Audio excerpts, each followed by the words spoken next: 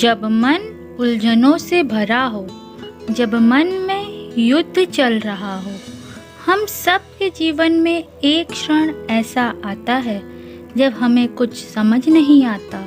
जब मन उलझनों से भर जाता है, जीवन में कुछ समझ न आ रहा हो, मन में द्वंद्व चल रहा हो, तो श्री कृष्ण और अर्जुन की यह बात हमेशा याद रखें।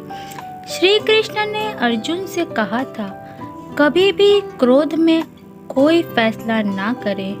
महाभारत का युद्ध कौरवों और पांडवों की लड़ाई के लिए जाना जाता है।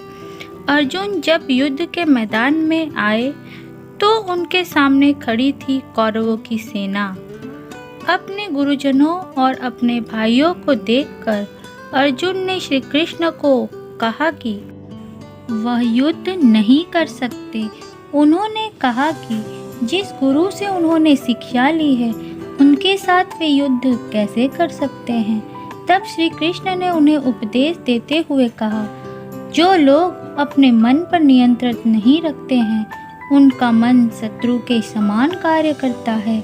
मन का नियंत्रण होना बहुत जरूरी है, अन्यथा जीवन में बहुत सारी समस्याओं का सामना करना पड़ सकता है। श्री कृष्ण कहते हैं, जीवन में कोई भी कार्य करने से पहले खुद का आकलन करना बहुत जरूरी है, और साथ ही अगर किसी काम को करते समय अनुशासित नहीं रहते तो कोई काम ठीक से नहीं होता है।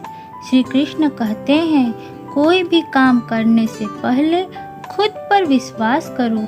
व्यक्ति अपने विश्वास से निर्मित होता है।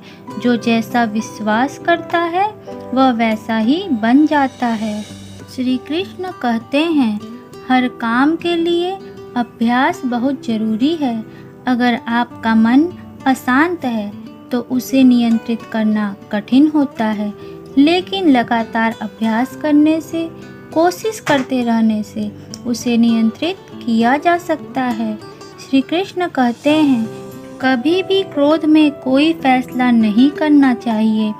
भले ही हम क्रोध को सामान्य स्थिति मानते हो, लेकिन क्रोध में हमारा दिमाग सही और गलत के बीच फैसला नहीं कर पाता है और कई बार गलत फैसले ले लेता है। यही कारण है कि हमें हमेशा क्रोध नहीं करना चाहिए और शांत रहना चाहिए। श्री कृष्ण कहते हैं, कभी किसी प्रकार की अधिकता नहीं करनी चाहिए, चाहे वो रिश्तों में हो या खाने पीने में। किसी भी चीज़ में अधिकता घातक सिद्ध होती है, जैसे कि संबंधों में कड़वाहट हो या फिर मधुरता हो। जीवन में हर चीज़ का संतुलन बनाए रखना बहुत जरूरी होता है। अधिक भोजन स्वास्थ्य खराब करता है और अधिक प्रेम या कड़वाहट रिश्तों को खराब कर सकता है।